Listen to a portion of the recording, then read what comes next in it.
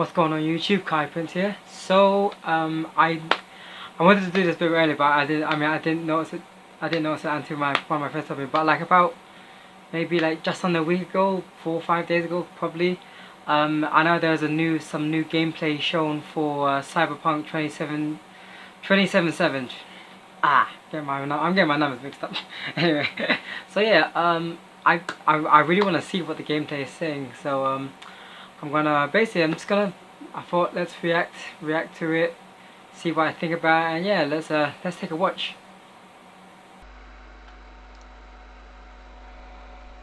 You don't believe in no fate. Every day digging the grave. Stepping up to what it takes. City of dreams. Can't wait to see what we get.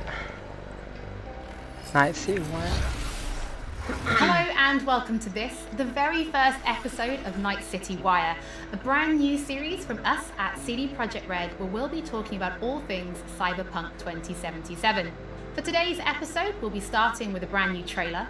One of our developers will be joining us to help unpack everything you're going to see. We'll have some news, an announcement about a secret collaboration. We'll be taking a look at some braindance gameplay and welcoming back our developers just to have a chat about everything you're going to see. But there is one more thing. Media all over the world have been getting hands-on with Cyberpunk 2077, and when this episode finishes, you'll be able to go and check out exactly what they thought. So, let's get started. It is time to take a look at our brand new trailer, and after that, our lead quest designer Pavel Sasko will be joining us because I've got a feeling you're going to have a few questions after watching this. So, let's take a look. I love this town. The city of endless opportunity. Ready to get your cherry popped? Yeah, come on. City like any other. But I'm not gonna lie, I really do like the design of the Legends are born city. The design of the city looks so cool. The major leagues. We're only here because Dex is pulling the strings. Doubt that puts us in the same league as them.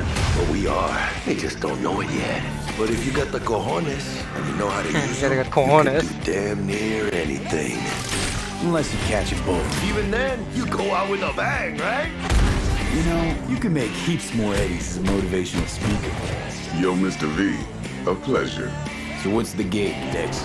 You meant to come out in one piece? How about we go over the plan? There's this prototype test. I found a lot funny. Jobs to grab it. Guessing it belongs to a corp. Arasaka. We're robbing some heavy hitters. Thought you could blackmail me, fucker? High risk, high reward. First rule of the afterlife. Ka-ting, baby. Goes without saying, we do this on the hush. Ideally, no bodies, not a one. Sounds simple enough. Eat lead, assholes! Is it gonna be dangerous? Don't you worry, mi amor. We're bulletproof. Get your ass moving now! What the fuck just happened in there? Can't stop being Night City. Damn, that was a stab and a half. Happy now, Jackie? Yeah, that's fucking high! Time to bail! Oh my god, we're so fucked.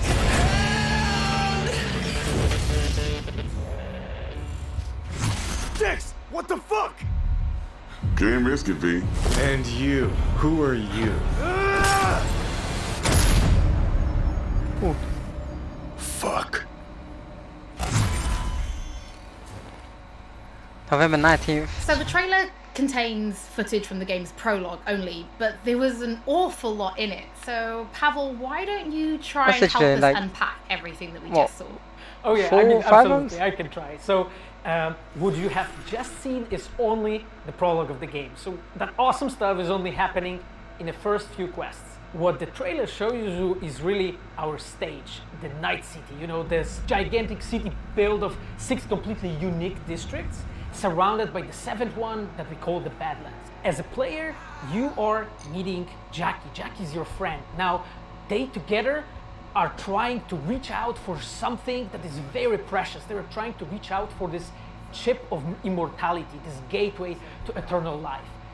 Jackie introduces you to Fixer Dexter Deshawn. He's a very important person in the social ladder of Cyberpunk. He is able to provide the player with various jobs and contracts to be able to gather money, to be able to modify their bodies, push themselves to the limits, to put their hands on the chip. But as you can expect, not everything goes as planned, and but to see it, you have to play the game. There are an awful lot of really cool things in this trailer, and there's a few that I would just love to talk about a little bit more for the people at home. So let's start with talking about a gang called the Mox. Now, we see a few flashes of them in this trailer. I personally think they're really cool and one of my favorites, but can you give us a little bit more information about them? Oh yes, so the Mox is one of the gangs that player is going to interact with throughout the game. The Mox is the gang that has been formed in 2076 after death of Elizabeth Borden. She was called Lizzie. Now, she was an owner of a brothel and former sex worker, and she was protecting working guys and girls from harassment, from abuse, and the gang is really continuing her mission. And as a player, you're going to interact with that gang, meet multiple different NPCs, and craft your own relationship. That's really cool. And understand what they're all about. So earlier on, you did mention a 7th district, a place called the Badlands. Now we saw I'm hoping you're friends with her, because it sounds like she was trying to help people on a good purpose. Okay, so I'm just saying that because, you know, gangs, who knows what gangs do. Dried out space going around the whole Night City, and as a player, you'll be able to traverse that space in your car or motorcycle. This is a space that is inhabited by the nomads. Nomads are living in different families, and they are traveling across that space in convoys made out of the cars and motorcycles. And as a player, you'll be able to traverse and access different type of open world content that has been prepared specifically for you to get that awesome feel of the Badlands as an area. In the trailer, we also saw a completely metal creature. Now, he didn't look like he was from the Maelstrom gang. This looked like something else. So, please tell the people at home, who is this giant metal monster? Okay, so that big dude, that was Adam Smasher.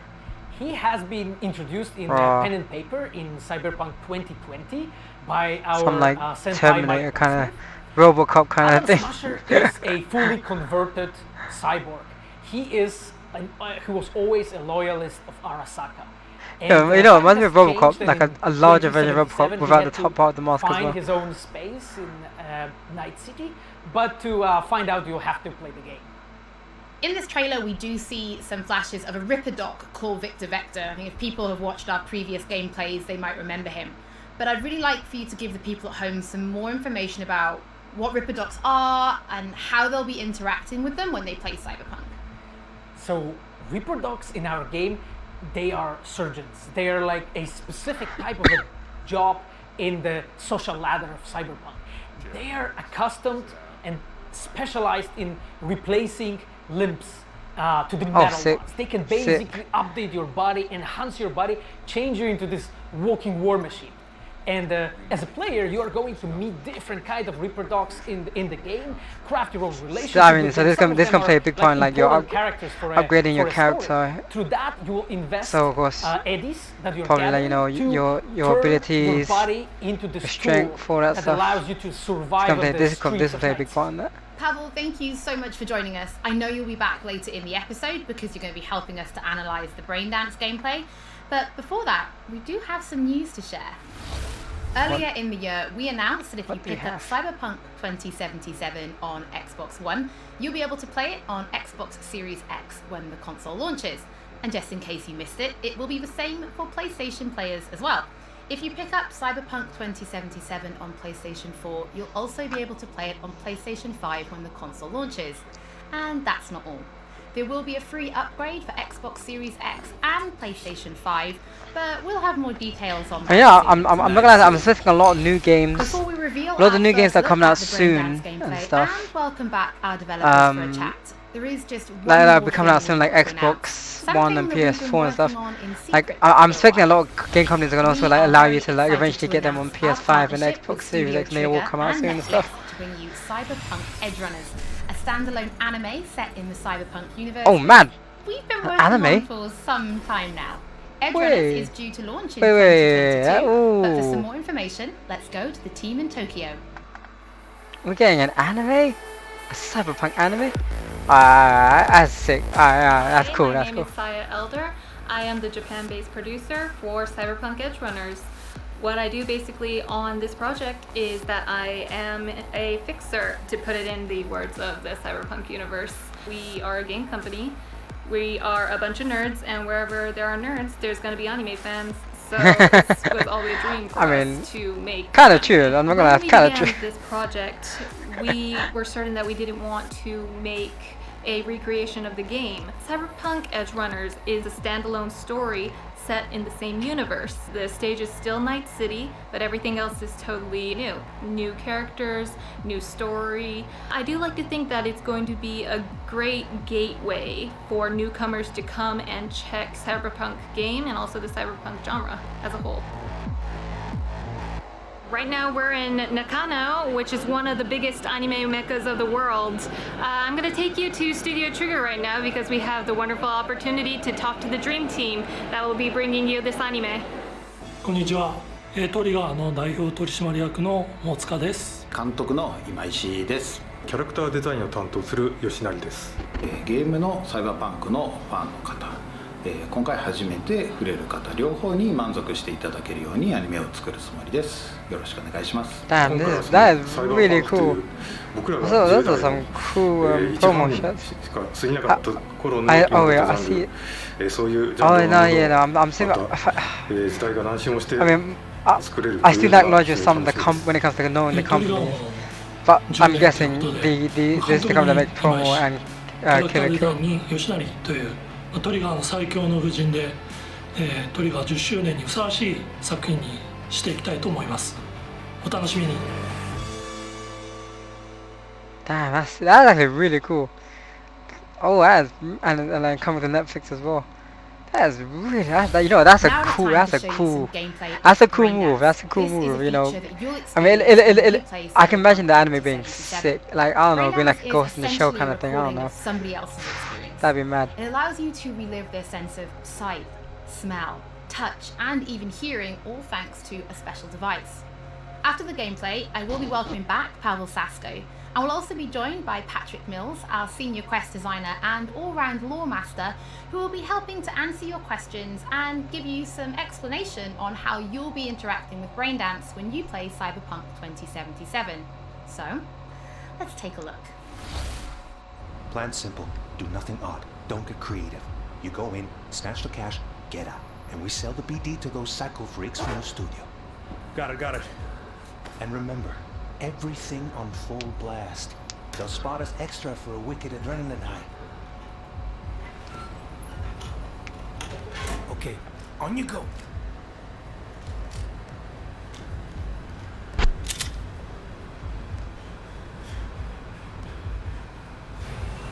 Down! Everybody! On the ground! I want to see you kissing the flooring! Money! Now! Or I will fucking drop you! I swear to God! Well, yeah, hey... now! Before I blow your fucking head off!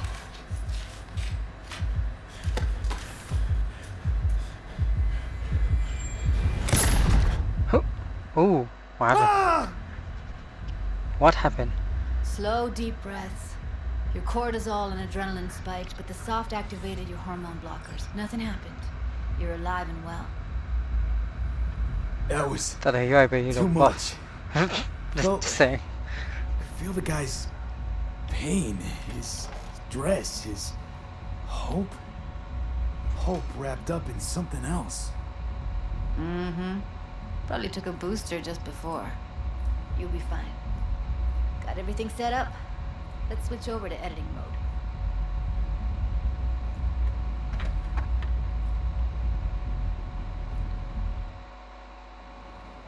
I'll sever the link to the BD Roller's sensory array. You'll be able to look around freely. All seems yours. Is this you can play that? Think of it as your own. Oh, that's sick. So analysis mode, you control playback. Can even pause when you flip the So this you can like it's like you having your own kill cam, but for like a fucking like game like this though. That's mad. Right, Bob, you know, imagine if you could have this in real life. Something happened to you, you had your own playback.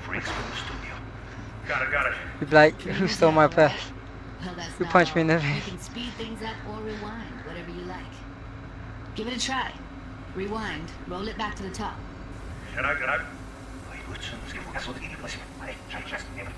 All good. Neat. Now try fast forwarding a bit. Why do I feel? I mean, I could be wrong, but why do I feel like Meat shot you as soon as you went in? He quickly went around the door and like. You can also reset the recording. That'll take you right back. Could be wrong, but I'm just assuming that right now. That's just my assumption. Now for some fun. This here's why you came in the first place. In analysis mode, you get to view and even scan details of the enviro recorded by the BD roller. Focus on the heat, the gun this skunk gets from his buddy at the beginning. Now scan it. Plan simple. Do nothing odd. Don't get creative. You go in, snatch the cash, get out. Okay, right here. Excellent. Let's move on. Now heads up. In analysis mode, you can ferret out background noise and conversations if the roller got close enough.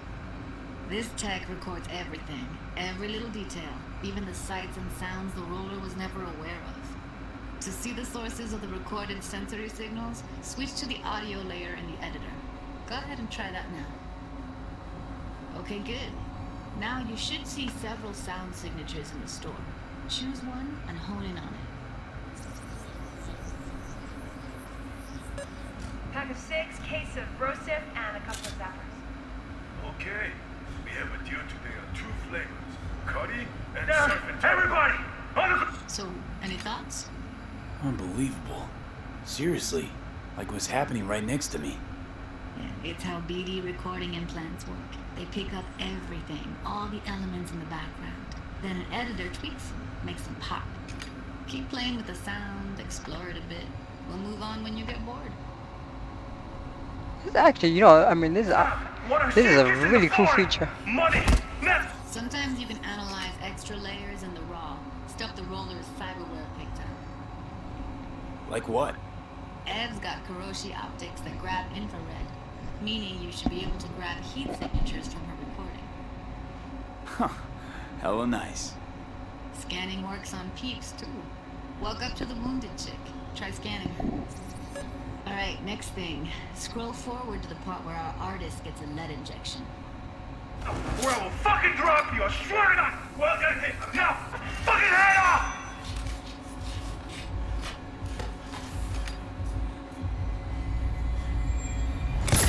See that? They shot him and he never saw it coming. But you will. Here it comes. My favorite part of the game. See the blinking thing over the entrance? Surveillance cam. Must have caught our shooter. You'll see in a sec. Cam feeds to the screen behind the clerk. Roll back to where the screen's in the kid's field of vision, then scan it.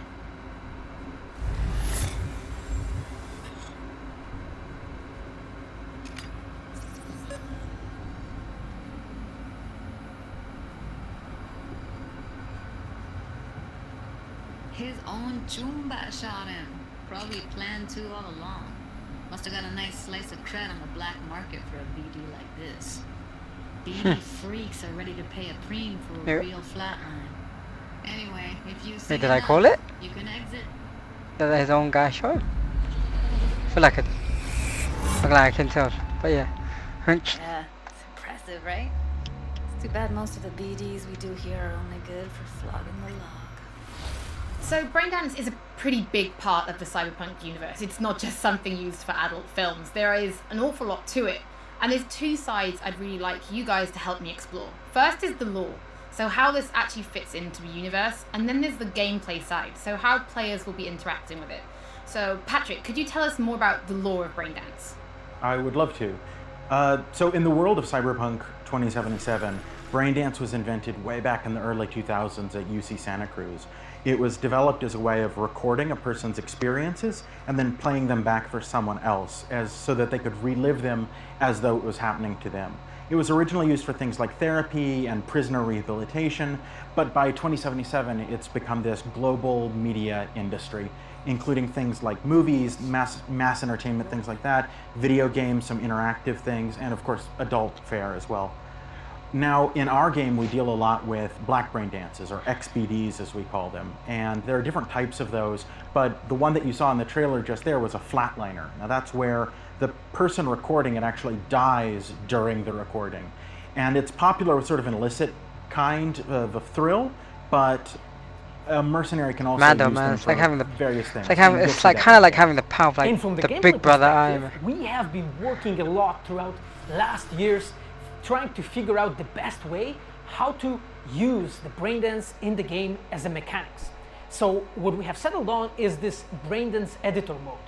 As a player, you will be able to run the braindance in the editor mode and see different clues that have been registered on the peripheral of given actor. Can be used for Now, as a player, like in you can like an slide investigation on the mode. timeline of the recording. I'm curious to how regularly you'll be using this in the game actually. I feel like you'll be using it quite a bit. Actually telling a story in the game. So as a player, you will run different investigations that will lead you to different mysteries. Yeah, literally, and to investigate. You're going to be investigating a lot of stuff. Braindance as a mechanics in the game. So, as Pavel was saying, we use Braindance as a storytelling tool. It's not a collectible. It's not something where you're going to go in and you're going to play it and you're going to be like, I've seen this before. What we use Braindance for is to give you a keyhole into the life of the residents of Night City. And we can explore things like childhood trauma, religion, various philosophical ideas in a way that you might not otherwise experience in a story about a mercenary on the tough streets. So we've tried to talk about some of the aspects that we think the community will find really exciting, but you know, while you're both here, I'd love to know, what is it about Cyberpunk that you guys are really excited for? Patrick, why don't you start? So one of the things that I'm most excited about in this game is the characters and the way they interact with the world. We've got this really interesting world that stretches all the way back to the Cyberpunk 2020 source material and all of these events and all of those things, but those don't mean anything unless they connect with characters. And so when we come up with a character, we start with their function. What is this person? What do they do in the story? But we don't stop there. We go back and we figure out, what was their childhood like? What was their upbringing like? What kind of obstacles did they face in this harsh reality, and did they overcome them? And how did they overcome them, or did they not overcome them, and why? And you can see all of those things in their environment, in their dialogues, in sort of how they operate in the world.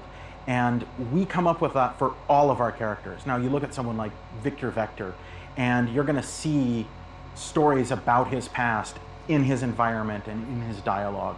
You know, we come up with that stuff even if we don't use it in the game, because it helps inform us as to it's these kind of games where you're like, and for me, I would not be myself if I would not say discovering backstories is so cool. In any game you play, I love the idea of discovering backstories. With our Witcher 3 team, with Patrick and like everybody that has stayed with us since the Witcher 3 time, we really have grown so much. We have learned so much, and we have used all that experience to put them into the quest that we have made. And you will not find really a filler in this game. Like, everything has a meaning. Like, we put so much effort into making sure that everything is rewarding, is interesting, is talking about characters, as Patrick said, is talking about worlds, is talking about emotions, like touching the player in a really, like a real way. And I just can't wait to find out what you think. Pavel, I know you mentioned story and quests and writing quests, and when I was last in the studio, I had a look and I saw a notebook on your desk, and I would love for you to show everybody this notebook. Okay, Holly, you asked for it. So this is my notebook. It says Salsa Quest Designer. The reason is because I dance salsa, and I'm a quest designer, so you know. So I started this notebook actually when we were really starting Cyberpunk. At the very beginning, I wrote like a first note, and it says pretty much something along the lines of that we were starting with a prototype. And then, you know, I kept on they can actually read noting things that we've been working on for like next years. I remember once when our concept artists actually approached me, and they said that they want to take a look at my notebook. I was like, what for actually? And they took some pictures, and they told me, yeah, well, you know, because we are looking for a reference material for notes of a psychopathic killer. So yeah, well, you may find maybe some of my notes in the game. Pavel and Patrick, thank you so much for joining me. I'm pretty lucky because I have read some of the stories that you and the team have written for Braindance, and I'm pretty excited for people to discover them. But before we do finish today's episode, there is just one more thing we'd like to talk about. Earlier in this episode, I mentioned that media have been getting hands-on with the opening of Cyberpunk 2077, and they should be posting their impressions right about now. That's a sick And if call. you missed anything from today's episode, don't worry, we'll be uploading everything to our channels very soon. And finally, on behalf of everybody at CD Projekt Red, we just want to say thank you so much for joining us for this, the very first episode of Night City Wire. But don't worry, we'll be back with episode 2 in just a few weeks. So, we shall see you soon. Oh wow, I definitely wanna. I gotta make sure I keep up to date. I really want to see more. November the 19th isn't that, like, it literally isn't that far. I mean, okay, like, it's fine, like, what, 4 or 5 months, whatever, but trust me, time flies. Time flies.